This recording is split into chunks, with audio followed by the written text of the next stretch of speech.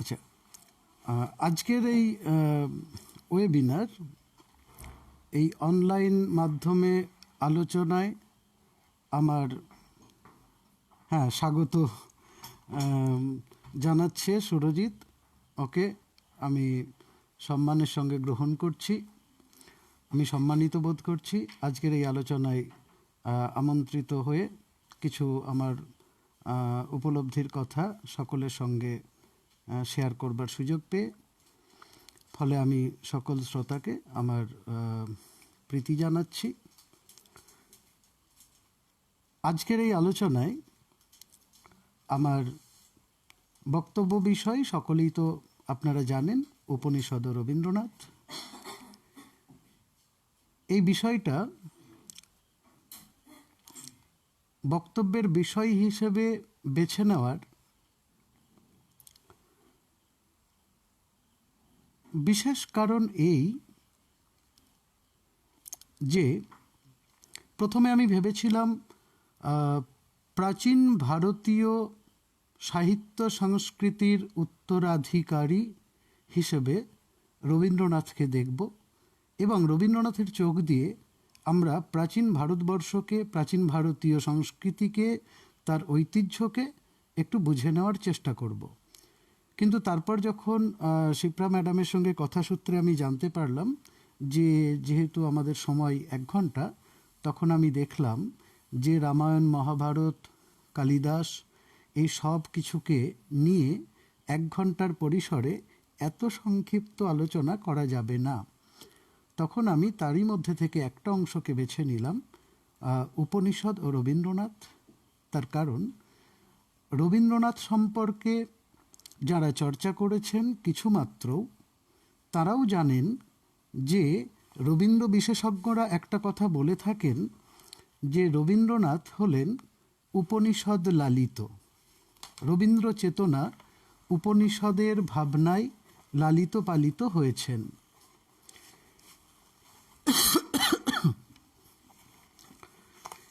এই কথাটা আমার একটু ভেবে দেখবার অবকাশ আছে বলে বারে বারে মনে হয়েছে। কারণ যারা এই কথাটা বলেন যে রবীন্দ্র চেতনা উপনিষদ লালিত, উপনিষদ এবং রবীন্দ্রনাথ পাশাপাশি চর্চা করতে করতে আমার বারে বারে মনে হয়েছে যে কথাটার মধ্যে খানিকটা অতি সরলীকরণ রয়ে গেছে। ফলে একটু ফিরে দেখবার, পুনরায় একটু ভাববার একটা অবকাশের মধ্যে আছে। দ্বিতীয়ত, রবীন্দ্রনাথকে নিয়ে ভাবতে গেলে আমার মনে হয় আমার এই বক্তব্যের সঙ্গে সকলেই একমত হবেন যে বাঙালির অর্থাৎ আমাদের সত্তা জুড়ে রবীন্দ্রনাথ রয়েছেন। হয়তো কিছু ক্ষেত্রে আনুষ্ঠানিকভাবে রয়েছেন, কিন্তু রয়েছেন। এবং ভারতীয় সংস্কৃতির উত্তরাধিকার বহনের ক্ষেত্রে অগ্রণী ব্যক্তিদের অন্যতম অবশ্যই রবীন্দ্রনাথ। ভারতবর্ষের সাংস্কৃতিক ঐতিহ্যের মর্ম সবচেয়ে গভীরভাবে উপলব্ধি করেছেন এমন একজন মাত্র ব্যক্তির নাম যদি বলতে বলা হয়, তাহলে সেই নামটিও রবীন্দ্রনাথ। আসলে রবীন্দ্রনাথের শৈশব থেকেই যা কিছু বৈশ্বিক তা অর্জনের একটা প্রক্রিয়া বালক বয়সে ছাত্র রবীন্দ্রনাথেরই হয়েছিল। কারণ এটা আমরা সকলেই জানি যে সাহিত্য, শিল্প, সংস্কৃতির সর্বজনীন বস্তুগুলো গ্রহণ এবং তা আত্মীকরণ অবশ্যই মহৎ প্রতিভার লক্ষণ। আর রবীন্দ্রনাথের ক্ষেত্রে আমরা দেখি যে সেই প্রতিভার বিকাশের প্রাক্কালে তার উপযুক্ত পটভূমি তৈরির সুযোগ রবীন্দ্রনাথের হয়েছিল। কারণ বালক রবীন্দ্রনাথের শিক্ষকগণ তাকে বিশেষ করে অন্য ভাষার সাহিত্যের যে অংশের পাঠ দিতেন, রবীন্দ্রনাথের উপর সেই অংশ থেকে বাংলায় অনুবাদের দায়িত্ব অর্পিত হতো এবং এভাবেই রবীন্দ্রনাথের বালক বয়সেই শুরু হয়েছিল শেক্সপিয়ার থেকে যেমন ইংরেজি থেকে বাংলা অনুবাদ, তেমনি কালিদাস থেকে সংস্কৃত বাংলা অনুবাদ। ফলে আমরা রবীন্দ্রনাথের বড় হওয়ার পথেই দেখেছি যে শৈশব থেকেই শুধু ছাত্র রবীন্দ্রনাথ বড় হয়ে উঠছেন না, অনুবাদক রবীন্দ্রনাথও বড় হয়ে উঠছেন একই সঙ্গে পাশাপাশি।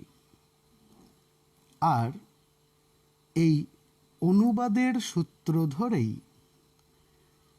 উপনিষদের সঙ্গে রবীন্দ্রনাথের প্রত্যক্ষ সম্পর্ক স্থাপন। কারণ রবীন্দ্রনাথ আমরা দেখেছি যে একই সঙ্গে যেমন শেক্সপিয়ারের অনুবাদ করছেন, কালিদাসের অনুবাদ করছেন, তেমনি মহাভারতের কিছু অংশ, ভবভূতির নাটক, এমনকি মনুসংহিতা এসবেরও অনুবাদ করছেন, বেদের অনুবাদ করছেন।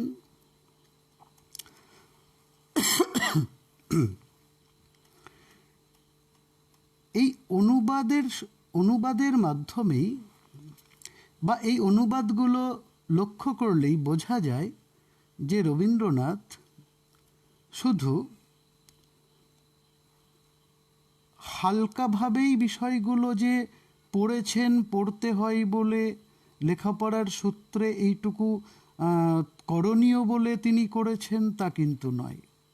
বরং যখন অনুবাদ করছেন সেই অনুদিত অবস্থায় তিনি তার পাশাপাশি অনুভূতিটুকুও প্রকাশ করছেন, নোট দিয়ে রাখছেন তার অনুবাদের ক্ষেত্রে। শুধু ইংরেজি থেকে বাংলা কিংবা সংস্কৃত থেকে বাংলা ক্ষেত্রেই নয়, এমনকি যখন তিনি কোনো ফরাসি কবিতা পড়ছেন আরেকটু বড় হয়ে, তখনও সেই কবিতার অনুবাদ করছেন এবং নোট রাখছেন। তো আজকে যেহেতু আমাদের আলোচনার বিষয় উপনিষদ ও রবীন্দ্রনাথ, তাই আমরা শুধু এই ক্ষেত্রটিতেই সীমাবদ্ধ থাকব আমাদের আলোচনার ক্ষেত্রে। আমরা সাহিত্যের অন্যান্য ভাষা থেকে রবীন্দ্রনাথ কী অনুবাদ করছেন সেদিকে যাব না।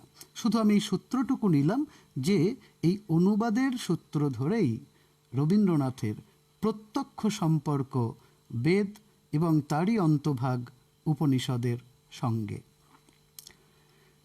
আমি কয়েকটি বৈদিক এবং ঔপনিষদিক মন্ত্র বা মন্ত্রাংশ উচ্চারণ করব যেগুলো রবীন্দ্রনাথ অনুবাদ করেছেন।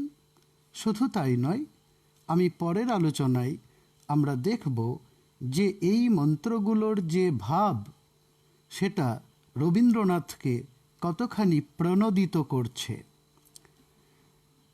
আমি পুরো তালিকা দেব না, কারণ এগুলো হচ্ছে রবীন্দ্রনাথের রচনাবলীর যে রূপান্তর অংশ, সেখানে আপনারা এ তালিকা পেয়ে যাবেন। ফলে তালিকা দেওয়াটা আমার উদ্দেশ্য নয়। আমি শুধু কয়েকটি মন্ত্র বা মন্ত্রাংশ বলবো যেগুলোর অনুবাদ রবীন্দ্রনাথ করেছেন এবং যার ভাব সমগ্র রবীন্দ্র জীবনে রবীন্দ্রনাথকে অনুপ্রাণিত করে গেছেন। যেমন আমি বেদের প্রথম দিকের অংশ বলছি না, সংহিতার অংশ বলছি না, আমি শুধু বলবো উপনিষদ অংশের।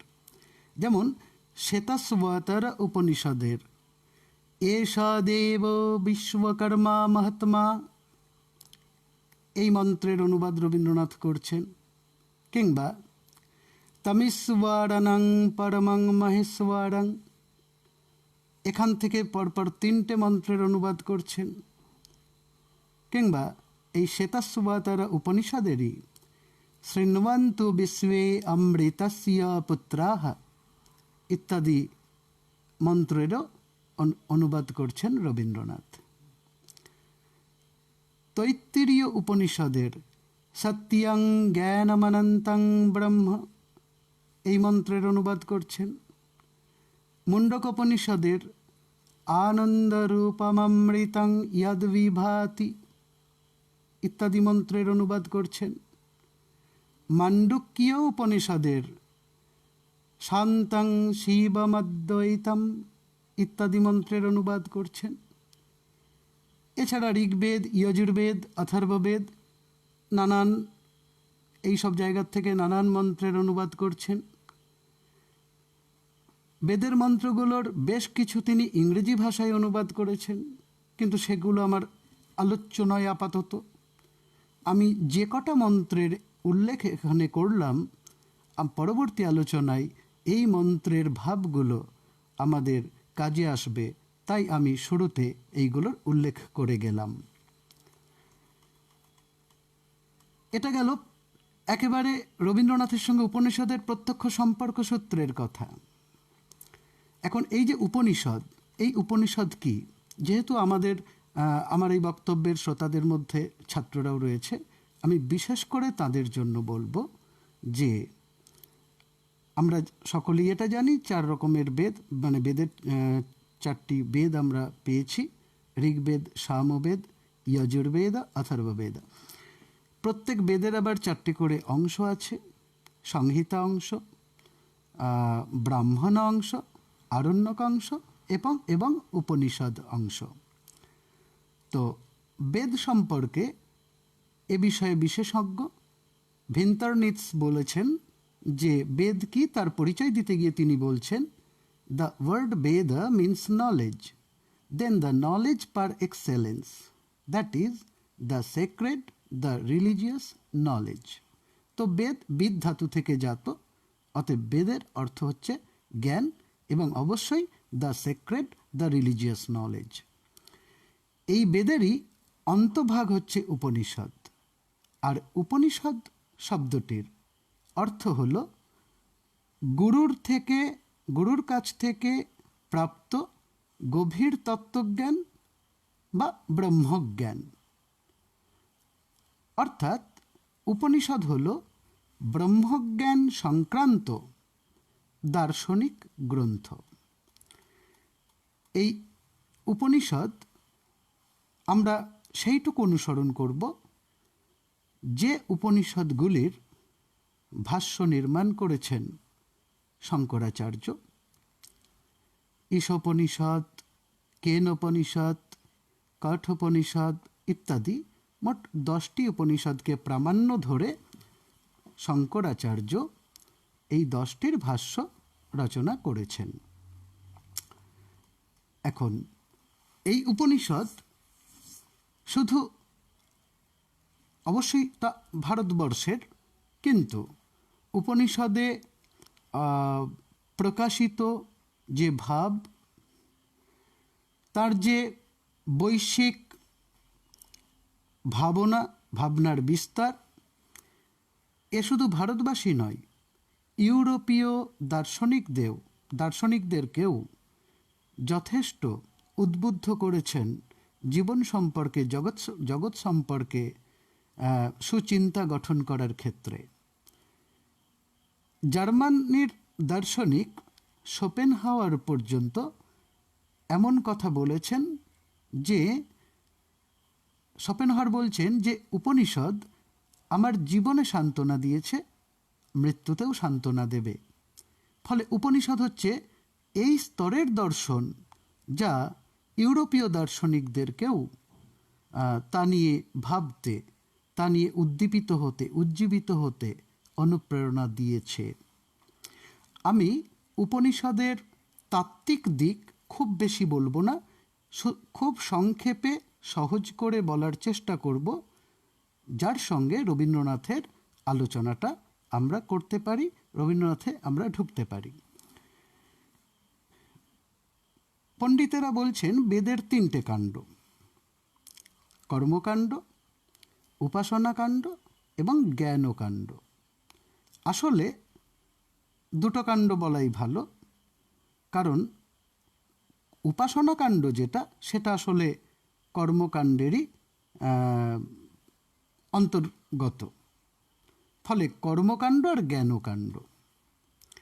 এখন এই কর্মকাণ্ড আর জ্ঞানকাণ্ডের মধ্যে কোনটা শ্রেষ্ঠতর পথ, এই নিয়ে উপনিষদের তাত্ত্বিকদের মধ্যে একটু মতপার্থক্য আছে। সেই মতপার্থক্য দূর করবার প্রচেষ্টাও তাত্ত্বিকদের মধ্যে দেখা গেছে। তো কর্মকাণ্ড যার অন্তর্গত উপাসনাকাণ্ড, এই দুটো মিলে এই দুয়েরই ভাষ্য তৈরি হয়েছে, যা পূর্বমীমাংসা নামে পরিচিত। জৈমিনীর হাতে এর রচনা। আর যেটা জ্ঞানকাণ্ড, যাকে বলা হয়েছে উত্তর মীমাংসা, আসলে সেটাই হচ্ছে বেদান্ত দর্শন বা উপনিষদ।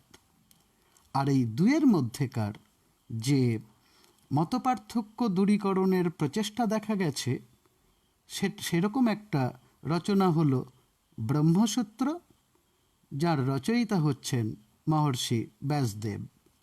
ব্যাসদেব চেষ্টা করেছেন এই দুয়ের মধ্যে একটা মীমাংসা সূত্র নির্ধারণের। তাই এই ব্রহ্মসূত্রকে আবার পণ্ডিতেরা উপনিষদের মূল বলে কেউ কেউ বলেছেন। যাই হোক, আমি খুব সংক্ষেপে বলবো, এই পূর্বমীমাংসা অর্থাৎ কর্মকাণ্ড এবং উত্তর মীমাংসা অর্থাৎ বেদান্ত দর্শন বা জ্ঞানকাণ্ড কিভাবে ঈশ্বর ভাবনার কথা বলছেন। পূর্বমীমাংসা অর্থাৎ কর্মকাণ্ড অনুসারে কর্মই হচ্ছে আমাদের এ জীবনের মুক্তির উপায়, ভোগেরও উপায়।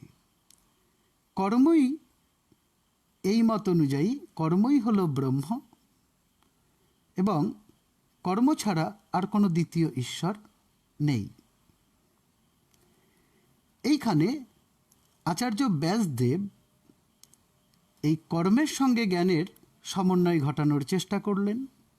তিনি বললেন যে আসলে এই মানুষের যে মন, চিত্ত, এই চিত্তকে শুদ্ধ করে তবেই জ্ঞানের পথে যাওয়া যায়। এই চিত্তশুদ্ধিটাই ঘটায় কর্ম। ফলে কর্মের মাধ্যমে মানব চিত্তের শুদ্ধিকরণ হলে তবে জ্ঞানের প্রতি নিষ্ঠা জন্মায়।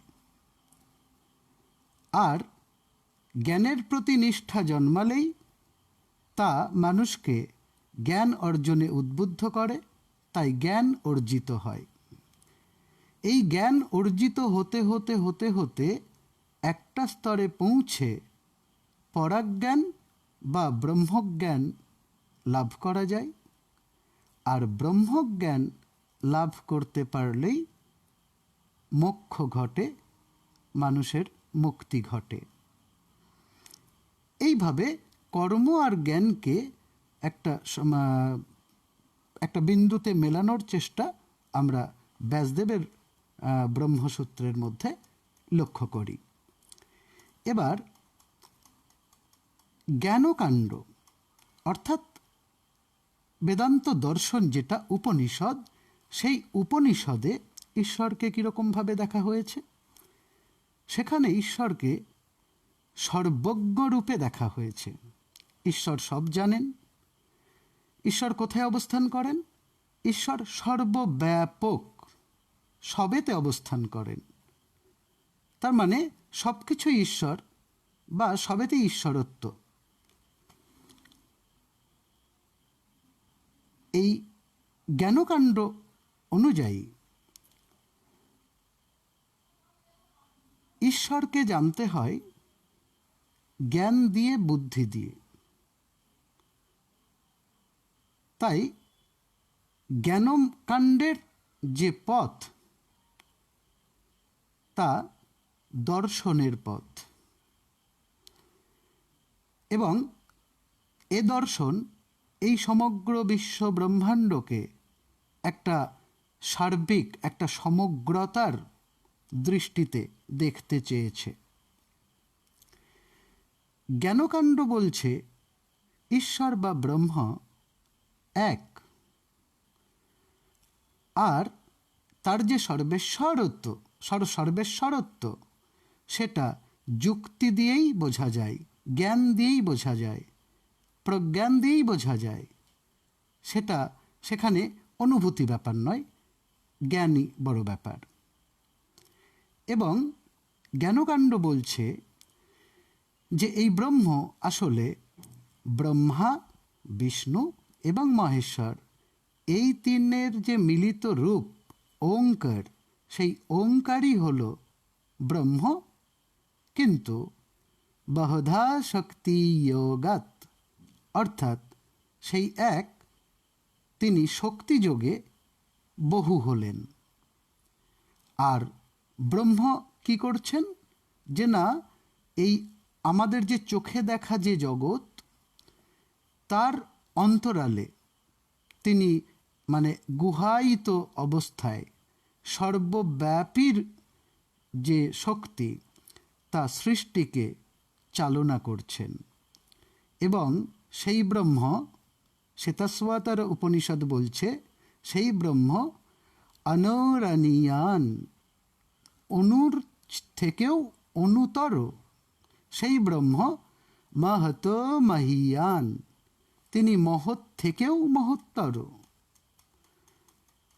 এবং সেই ব্রহ্ম সর্বভূতান্তরাত্মা, তিনি সমস্ত কিছুর আত্মাস্বরূপ, সর্বানুভূঃ সর্বভূত গুহাশয়, এবং সেই ব্রহ্ম সর্বব্যাপী স ভগবান তস্মাৎ সর্বগতঃ শিবঃ।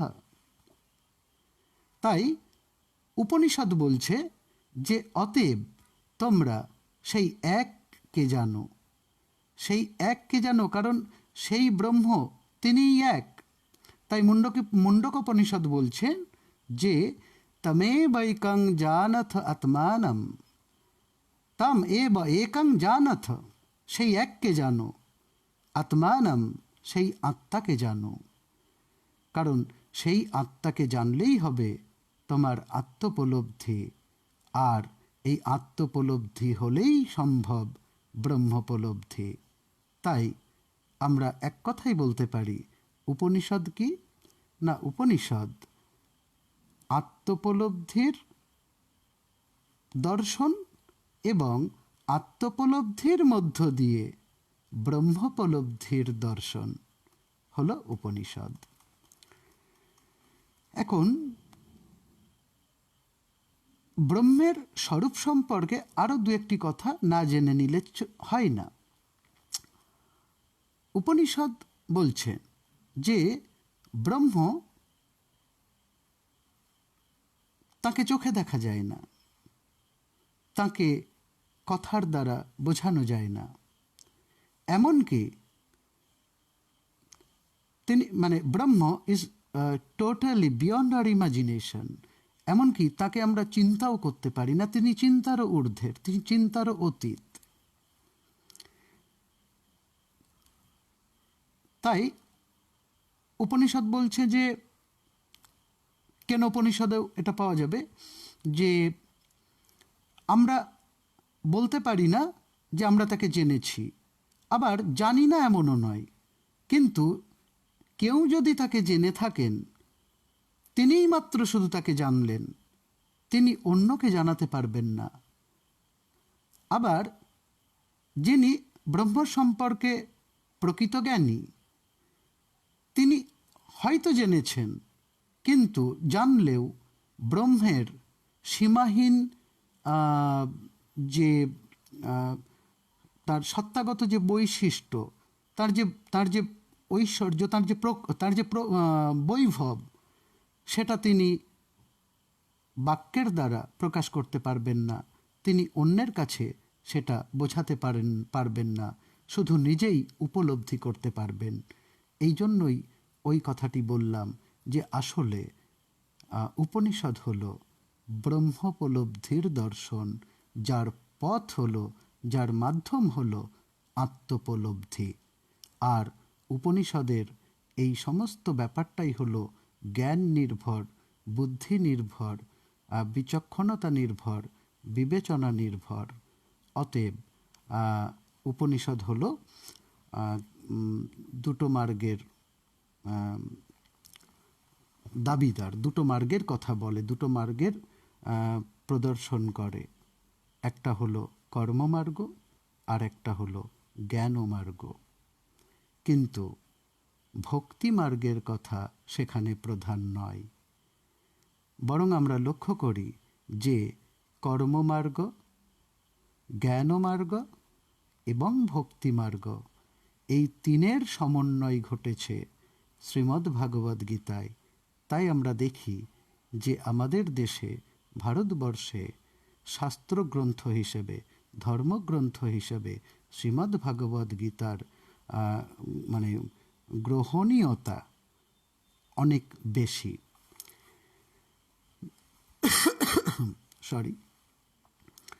এখন যদি আমরা এবার এই যে উপনিষদ সম্পর্কে কিছু কথা বুঝে নিয়ে এবার যদি আমরা রবীন্দ্রনাথের দিকে তাকাই, তাহলে আমরা কি দেখব? যেটা আমরা দেখব সেটা আগেই আমি একটু সূত্রাকারে বলে নিতে চাই। আমি শুরু করেছিলাম একটি মন্তব্য দিয়ে যে আমরা কথা অনেককেই বলতে শুনেছি যে যারা বিশেষজ্ঞ, যে রবীন্দ্রনাথ বা রবীন্দ্র চেতনা উপনিষদ লালিত। কিন্তু আমরা লক্ষ্য করি এই কথাটার মধ্যে খানিকটা অতি সরলীকৃত রূপ আমরা লক্ষ্য করি। আসলে রবীন্দ্রনাথ, ওই যে ছোটবেলাকার কথাটা এই জন্যে বললাম যে রবীন্দ্রনাথ শিল্প, সাহিত্য, আধ্যাত্মিকতা এ সব কিছুর ক্ষেত্রেই দেখা গেছে এক বৈশ্বিক দৃষ্টিভঙ্গি গড়ে উঠবার প্রেক্ষাপট, গড়ে তুলতে পারবার প্রেক্ষাপট রবীন্দ্রনাথ পেয়েছিলেন। এবং সারা জীবনে তিনি সেই প্রাপ্তিটাকে, সেই পাওয়াটাকে খুব সুন্দরভাবে কাজে লাগানোর চেষ্টা করে গেছেন এবং তাতে সফল হয়েছেন। তো উপনিষদের ক্ষেত্রেও তাই। ফলে এরকম রবীন্দ্রনাথ কখনোই যা কিছু তিনি গ্রহণ করেছেন না কেন, সে সাহিত্য সম্পর্কীয় কোনো চিন্তা, সাহিত্যের তত্ত্ব সম্পর্কীয় কোনো চিন্তা, শিল্প সম্পর্কে, শিল্পতত্ত্ব সম্পর্কে, এমনকি অধ্যাত্ম তত্ত্ব সম্পর্কে যে কোনো চিন্তাই তিনি গ্রহণ করেছেন না কেন, তা নির্বিচারে গ্রহণ করেননি। আর গৃহীত হবার পরে তা তার নিজস্ব চেতনার আলোকে যে উদ্ভাসন ঘটেছে, সেটা আর আগের মতো হুবহু থাকেনি, তা রবীন্দ্রনাথের নিজস্ব হয়ে গেছে। তো উপনিষদের সঙ্গে রবীন্দ্রনাথের সম্পর্ক ক্ষেত্রেও এটা আমরা লক্ষ্য করি যে রবীন্দ্রনাথ উপনিষদের দ্বারা অবশ্যই অনুপ্রাণিত হয়েছেন, উদ্বুদ্ধ হয়েছেন, কিন্তু উপনিষদের মতখানিক থেকেছেন। কিছু ক্ষেত্রে উপনিষদের পথে একই সঙ্গে একই অভিমুখে চলতে চলতে খানিক দূরে গিয়ে তার অভিমুখ বদলে গেছে। কিছু ক্ষেত্রে উপনিষদের যে ভাবনা রবীন্দ্রনাথের চিন্তার সঙ্গে মিশ্রিত হয়ে ওই ঔপনিষদিক ভাবনার সম্প্রসারণ ঘটেছে। এইগুলো আমরা লক্ষ্য করি। আমি কয়েকটি উদাহরণের মধ্যে দিয়ে আমার এই লক্ষ্য করা ব্যাপারটাকে আমি তুলে ধরার চেষ্টা করব। রবীন্দ্রনাথ সাহিত্য শিল্পের নানান দিকে তার পারঙ্গমতা থাকলেও তার প্রধান পরিচয় কবি, আর বাকিগুলোও ওই প্রধানের খুব কাছাকাছি, ফলে কোনোটা খুব পিছিয়ে নয়। এখন শুধু রবীন্দ্রনাথ নন, যে কোনো কবি আসলে ভাবজগতের মানুষ। আর যেখানে ভাব প্রধান হয়, অনুভূতি প্রধান হয়, সেখানে আমরা আমাদের ব্যক্তিগত অভিজ্ঞতা দিয়েই বুঝতে পারি। তার জন্য বিরাট তত্ত্বজ্ঞান দরকার হয় না। যেখানে ভাব প্রধান হয়, অনুভূতি প্রধান হয়, সেখানে যুক্তিতর্ক খুব বেশি গুরুত্ব পাওয়ার সুযোগ পায় না। কারণ কবি বা সাহিত্যিকের বা শিল্পীর প্রেক্ষণ পথ হল কল্পনা। কল্পনা প্রতিভার আলো ফেলেই তিনি জীবনকে দেখেন, জগৎকে দেখেন। এই জীবন ও জগতের যা কিছু আমাদের সাদা চোখে অধরা, তাকে ধরতে চান এবং এই সৃষ্টি রহস্যের, মানে সৃষ্টির মূলে যে রহস্য, সৃষ্টির রহস্য, সেই রহস্যকে তার কল্পনা প্রতিভার আলো ফেলেই গোচরীভূত করতে চান। এটা শুধু রবীন্দ্রনাথ বলে নয়, এটা যে কোনো কবি মানসিকতারই বৈশিষ্ট্য। ফলে কবিদের কাছে, সাহিত্যিক শিল্পীদের কাছে এই কারণেই বস্তুগত সত্যতা একমাত্র গ্রাহ্য বিষয় থাকে না, একমাত্র গ্রহণযোগ্য হয় না। আর এইখানেই কবির সঙ্গে দার্শনিকের মৌলিক পার্থক্য। কারণ দার্শনিকের যে সত্য, তা দাঁড়িয়ে থাকে যুক্তির উপরে, বিচার বিশ্লেষণের উপরে, মননের উপরে। আর কবির সত্য দাঁড়িয়ে থাকে তার অনুভব শক্তির ওপরে, অনুভূতির ওপরে। ফলে দুটোর মধ্যে একটা টানাপোড়েন চলে। রবীন্দ্রনাথের ক্ষেত্রে এই টানাপোড়েনটা একটু বেশি লক্ষ্য করা যায়। তার কারণ রবীন্দ্রনাথ একই সঙ্গে কবি এবং দার্শনিক, একই সঙ্গে অনুভবী এবং মননশীল। তাই রবীন্দ্রনাথের বক্তব্যের মধ্যেও এই টানাপোড়েনজনিত একটু দ্বন্দ্ব, একটু পরস্পর বিরোধিতা রবীন্দ্র চর্চাকারীদের চোখ এড়ানোর নয়। তো উপনিষদ সম্পর্কে কিভাবে এটা ঘটেছে সেটা আমরা একটু দেখব। আমি আগেই বলেছি যে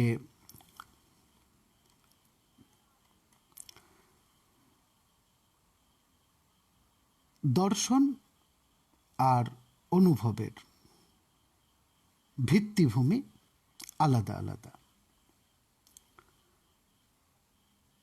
উপনিষদ কর্মমার্গী, উপনিষদ জ্ঞানমার্গী, কিন্তু উপনিষদ ভক্তিমার্গী নয়। আর আমাদের রবীন্দ্রনাথ ভক্তিমার্গীও বটেন, কিন্তু সেই ভক্তি কেমন সেটা আমরা রবীন্দ্রনাথের কবিতা থেকেই একটু বুঝবার চেষ্টা করব। নৈবেদ্যের একটি কবিতায় রবীন্দ্রনাথ বলছেন, যে ভক্তি তোমারে লয়ে ধৈর্য নাহি মানে, মুহূর্তে বিহ্বল হয় নৃত্য গীত গানে, ভাবন মাদমত্ততায় সেই জ্ঞান হারা, উদ্ভ্রান্ত উচ্ছল ফেন ভক্তিমদধারা নাহি চাহি নাথ। রবীন্দ্রনাথ বলছেন যে ভক্তি তোমারে নিয়ে ধৈর্য মানে না, অধৈর্য হয়ে ওঠে, অস্থির হয়ে ওঠে, চিত্তের চাঞ্চল্য ঘটায়, ভাবের উন্মাদনা মানে ভাবন্মাদমত্ততা জাগায়, সেই জ্ঞান হারা, উদ্ভ্রান্ত ভক্তিমদধারা আমি চাই না। তাহলে কি ভক্তি চান না? অবশ্যই চান। পরের স্তবকে তিনি বলছেন, দাও ভক্তি শান্তি রস, স্নিগ্ধ সুধা পূর্ণ করি মঙ্গল কলস, সংসার ভবনোদ্ধারে। এই তো ভক্তিবাদী রবীন্দ্রনাথ। কিন্তু সেই ভক্তির স্বরূপটা, তার প্রকৃতিটা রবীন্দ্রনাথ তার মতো করে শান্ত রসের ভক্তি, অর্থাৎ সেই ভক্তি যা শান্তরসে শান্তরসের পরিণতি ঘটায়। ফলে সেই ভক্তি উচ্ছ্বসিত ভক্তি নয়, সেই ভক্তি তার সঙ্গে জ্ঞান জুড়ে আছে, জ্ঞান সংমিশ্রিত ভক্তি। এই ভক্তির কথা রবীন্দ্রনাথ বলেছেন, যে ভক্তির কথা ঔপনিষদিক নয়। দ্বিতীয়ত, এই যে বিশ্ব ব্রহ্মাণ্ড যে সৃষ্টি, এই সৃষ্টি সম্পর্কে রবীন্দ্রনাথের নিজস্ব চিন্তা ভাবনা কাজ করেছে আমরা দেখি। যে চিন্তা ভাবনা উপনিষদের বিরোধী একদমই নয়, কিন্তু আবার পুরোপুরি ঔপনিষদিক এ দাবিও করা যায় না।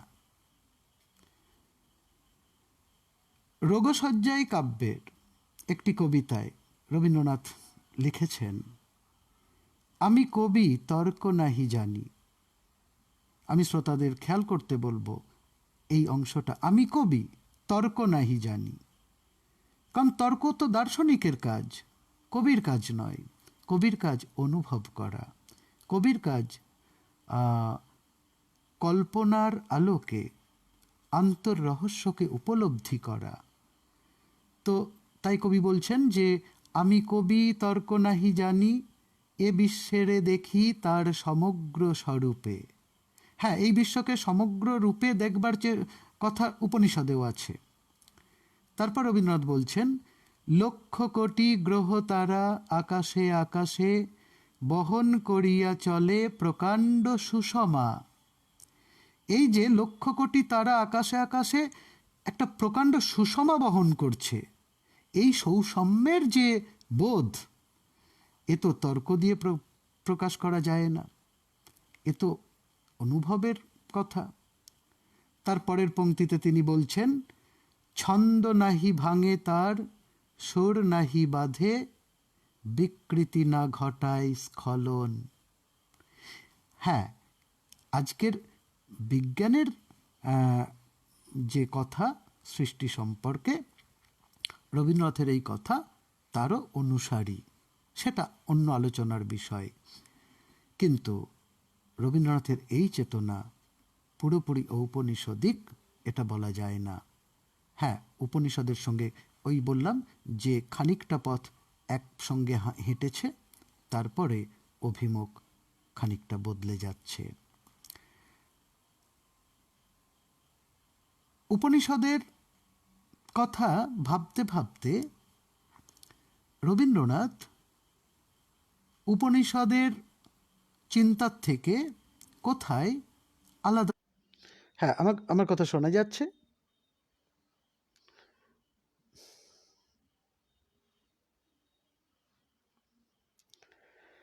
কেউ যদি একটু লিখে জানাই যে আমার কথা শোনা যাচ্ছে কিনা, কারণ মাঝে একটা ফোন চলে আসায় কি হলো বুঝতে পারলাম না।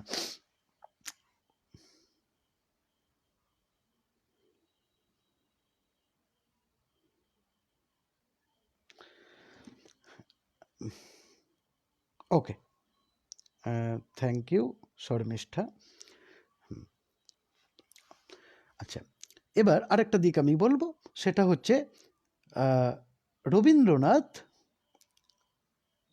ঈশ্বর মানে ঈশ্বর সত্তায়, অর্থাৎ ওই পরম সত্তায় তিনি ব্যক্তিত্ব আরোপ করেছেন। আমরা দেখেছি উপনিষদের মধ্যে দুটো ধারণা আমরা পেয়েছি।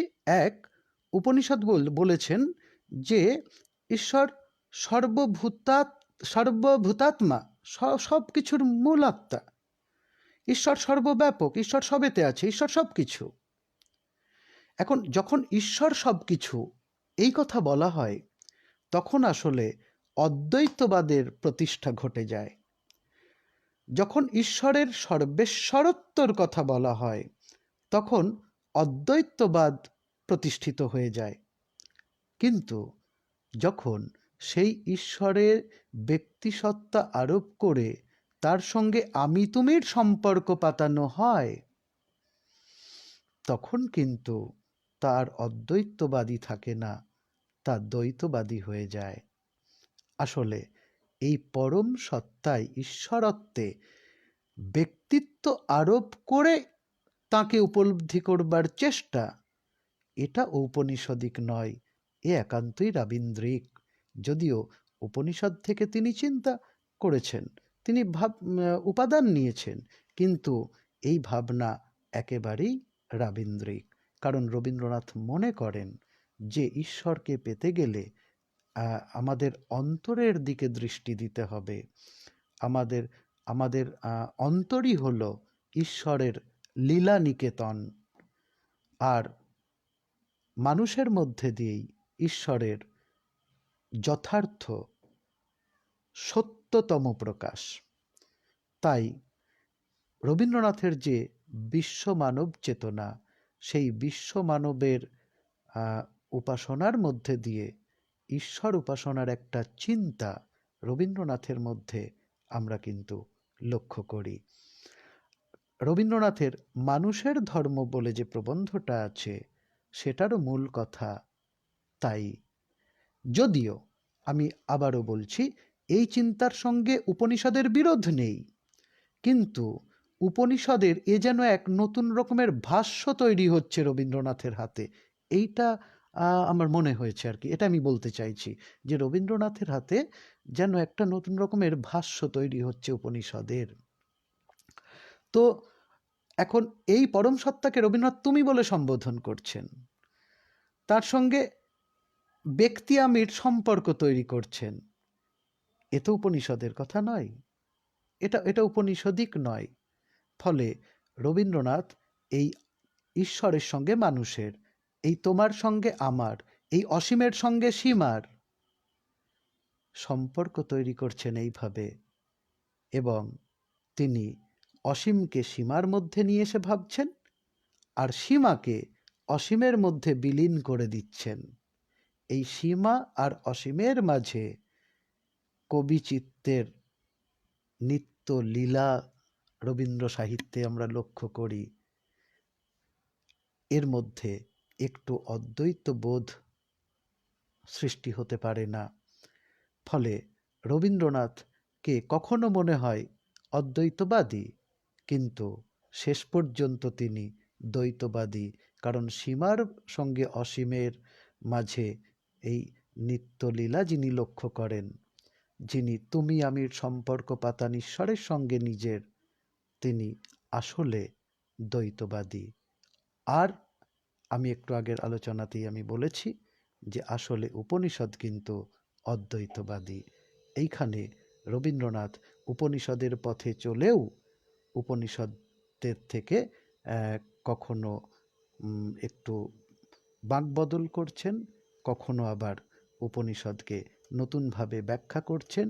আমাদের মনে হচ্ছে, আমরা যারা সাহিত্যের ছাত্রছাত্রী, আমি ধর্মতত্ত্বের দিক থেকে কথাটা বলছি না, আমাদের মনে হচ্ছে যে উপনিষদের যেন এক কাব্যিক এক ভাষ্য এবং মানবিক ভাষ্যও বলা যেতে পারে তৈরি হয়ে যাচ্ছে।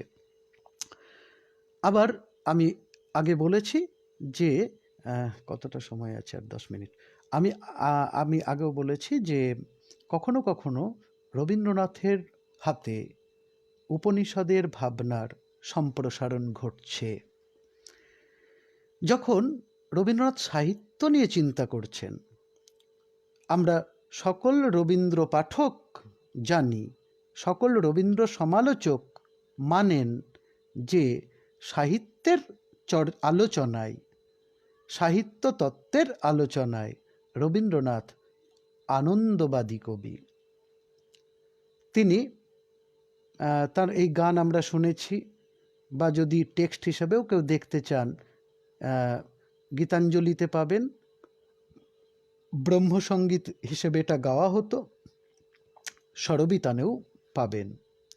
সেই গান হলো, প্রেমে প্রাণে গানে গন্ধে আলোকে পুলকে প্লাবিত করিয়া নিখিল দুলোক ভুলকে তোমার অমল অমৃত পড়িছে ঝরিয়া দিকে দিকে আজি টুটিয়া সকল বন্ধ মূরতি ধরি জাগিয়া উঠে আনন্দ জীবন উঠিল নিবিড় সুধাই ভরিয়া। এই যে জীবন নিবিড় সুধাই ভরে উঠল, আনন্দ মূর্তি ধরে জেগে উঠল। কি এই আনন্দ? আসলে এই আনন্দ তো ব্রহ্ম। আমরা তৈত্তিরীয় উপনিষদে পেয়েছি কথা যে এই ব্রহ্ম তো রস। রস বৈ সহ রসং হ্যেবায়ং লব্ধানন্দী ভবতি কিয় হ্যে বন্যত কহ প্রাণ্যাত ইয়দেশ আকাশ আনন্দো ন স্যাৎ। এই তো তৈত্তিরীয় উপনিষদের কথা। ফলে এখানে ব্রহ্মকে রসস্বরূপ বলা হয়েছে। এই ব্রহ্মই আনন্দ, আর রবীন্দ্রনাথ আনন্দবাদী। ফলে যদি আমরা এদিক থেকে বলি রবীন্দ্রনাথ ব্রহ্মবাদী, হ্যাঁ, সেই ব্রহ্মের স্বরূপকে রবীন্দ্রনাথের চোখ দিয়ে দেখতে হবে, রবীন্দ্রনাথের মন দিয়ে উপলব্ধি করতে হবে। তবে সেই রসবাদী, সেই রসস্বরূপ আনন্দস্বরূপ ব্রহ্মের আস্বাদন পাওয়া যাবে। আপনারা যদি রবীন্দ্রনাথের এই বিষয়ে যা যা লেখা আছে, যেমন ধর্ম, যেমন সঞ্চয় মানুষের ধর্ম, শান্তিনিকেতনে ব্রহ্মচর্যাশ্রম, ব্রহ্মমন্ত্র, উপনিষদিক ব্রহ্ম, আত্মপরিচয়, যা কিছু প্রবন্ধ আছে, এগুলো যদি আপনারা পড়েন তাহলে দেখবেন এই কিয় হইয়ে বান্যাত কাহ প্রাণ্যাত, এই মূল সার কথাই যেন ওইখানে সাহিত্য রূপ পাচ্ছে। অর্থাৎ রবীন্দ্রনাথের সাহিত্যে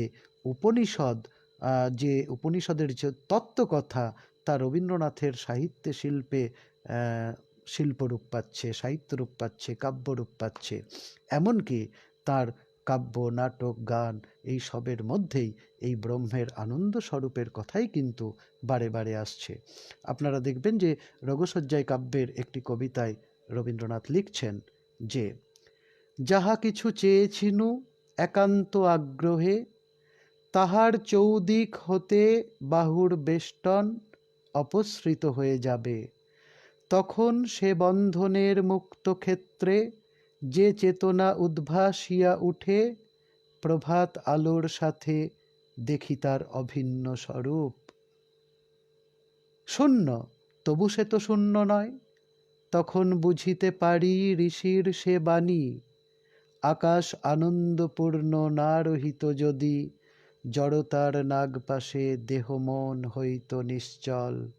কিয় হিয়ে বান্যাত কহ প্রাণ্যাত ইয়দেশ আকাশ আনন্দো ন স্যাৎ। এখন আরও একদিক থেকে যদি আমরা দেখি, আমি প্রথমেই যে রবীন্দ্রনাথ যে অনুবাদ অংশগুলো, যে মন্ত্রের তিনি অনুবাদ করেছেন, সেখানে আমি উল্লেখ করেছিলাম যে সত্যং জ্ঞানম অনন্তং ব্রহ্ম। রবীন্দ্রনাথ তার সাহিত্য প্রবন্ধে এই উপনিষদ সূত্রের নিজস্ব রাবীন্দ্রিক ব্যাখ্যা দিলেন। ওই যে ব্রহ্মকে কি সত্যং, ব্রহ্ম কি জ্ঞানম, ব্রহ্ম কি অনন্তম। তাহলে ব্রহ্ম সত্য, ব্রহ্মই জ্ঞান, ব্রহ্ম অনন্ত। রবীন্দ্রনাথ কিভাবে সাহিত্যে এই ব্রহ্মের স্বরূপকে মানব স্বরূপের সঙ্গে মিলিয়ে দেখতে চাইছেন, মানুষকে বুঝতে চাইছেন, মানবাত্মাকে বুঝতে চাইছেন।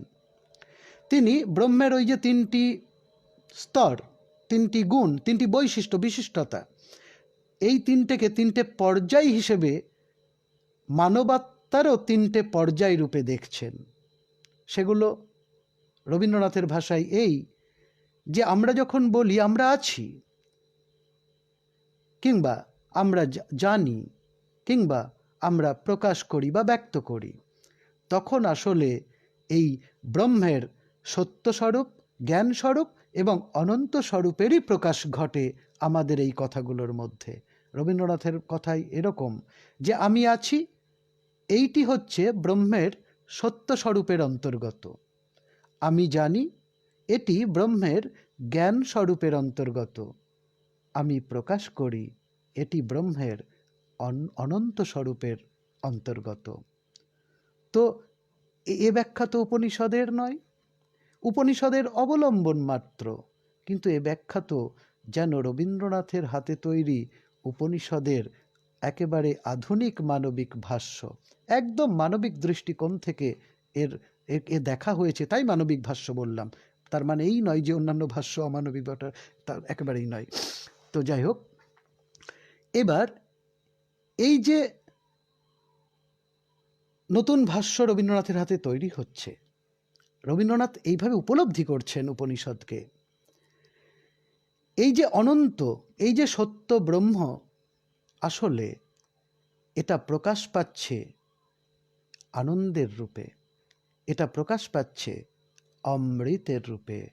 তাই মুণ্ডক উপনিষদের ওই মন্ত্রটি রবীন্দ্রনাথ অনুবাদ করেছিলেন এবং আজীবন তার আশ্রয় হিসেবে সেটাকে দেখেছিলেন।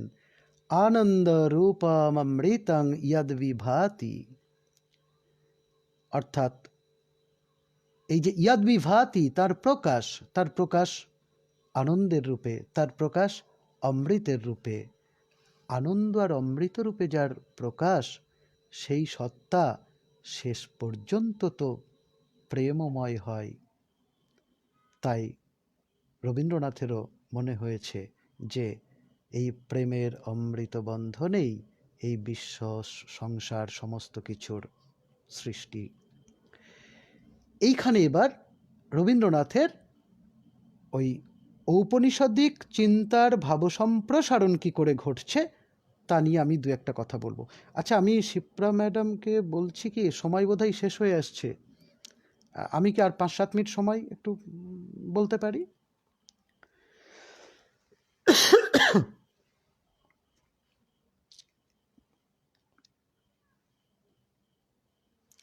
আচ্ছা,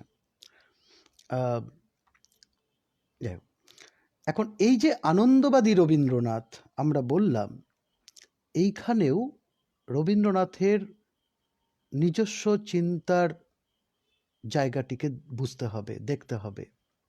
আমরা থ্যাংক ইউ ম্যাডাম।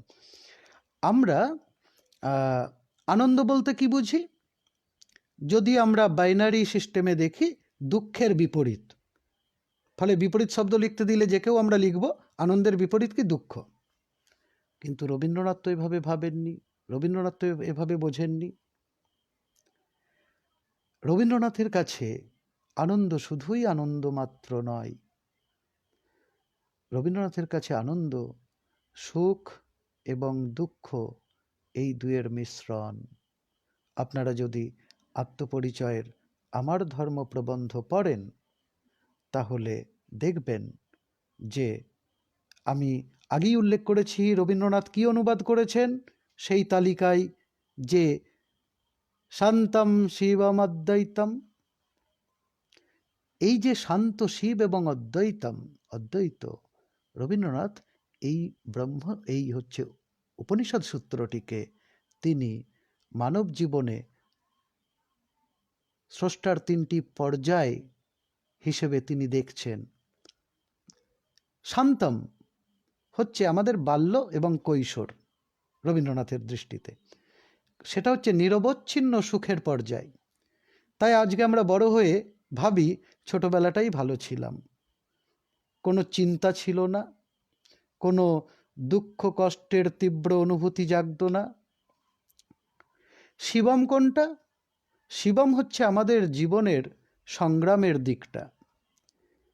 এই যৌবনকাল শিবম, কঠোপনিষদের ভাষায় বললে বলা যায়, যা মহদ্ভয়ং বজ্রমুদ্দিয়াতম, যা সুখে দুঃখে ভরা,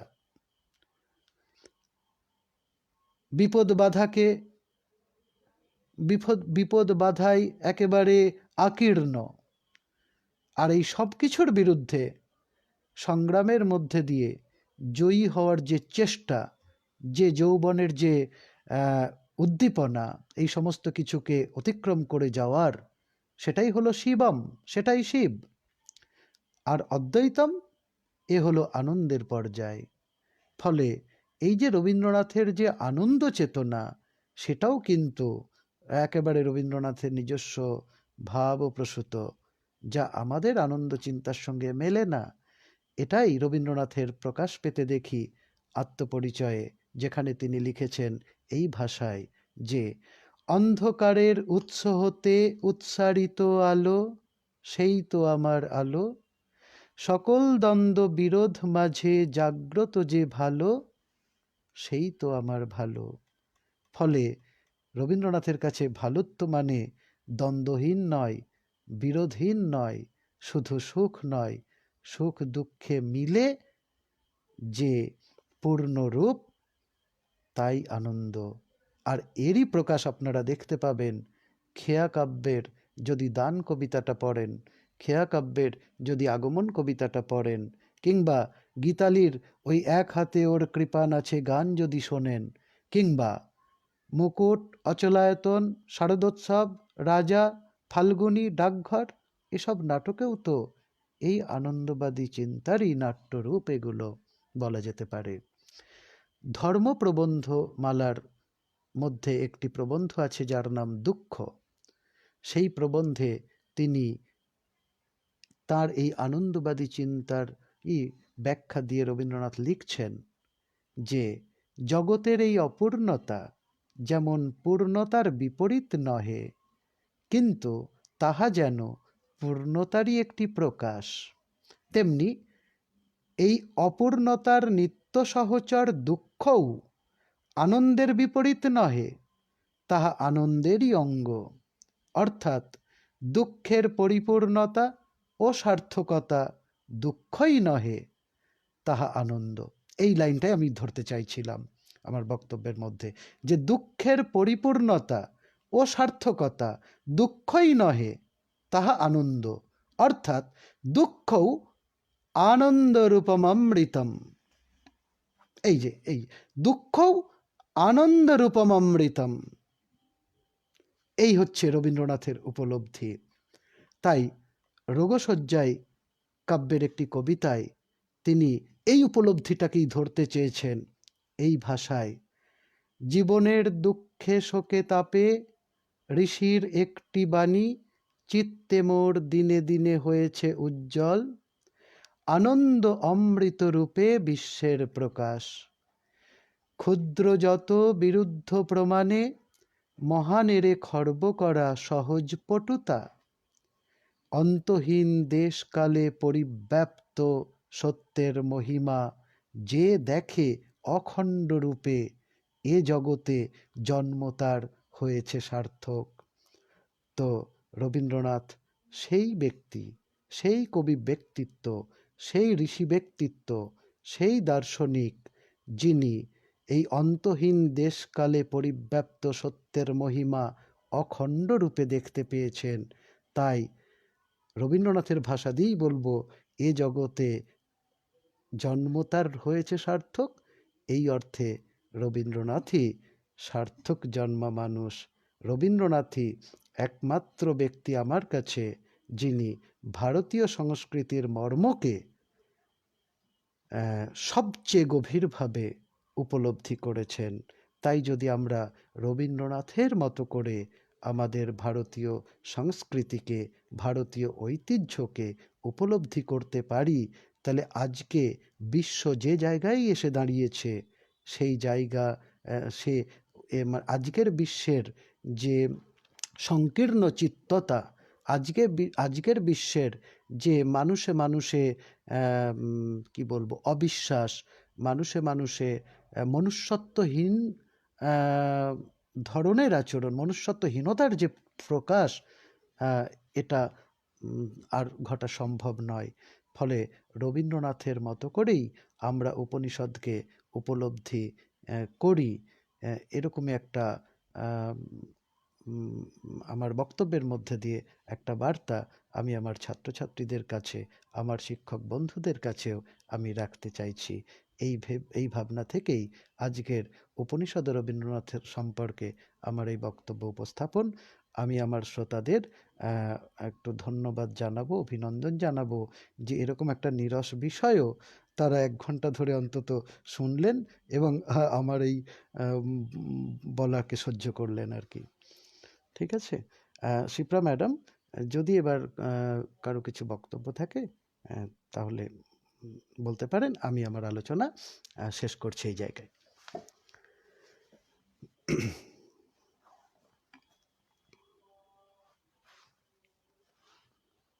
আচ্ছা, এখানে কি অন্য কেউ কথা বলতে পারবে?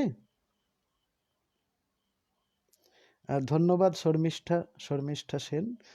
আমি তো পরিচয় জানি না, ফলে আমি এখানে লেখা দেখছি, সেই জন্য আমি সকলকেই ধন্যবাদ জানাচ্ছি। হুম।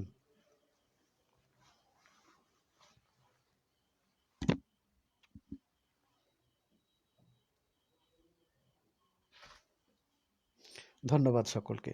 তাহলে আমি এটাকে অফ করে দিচ্ছি। কারো কিছু বলার আছে কি?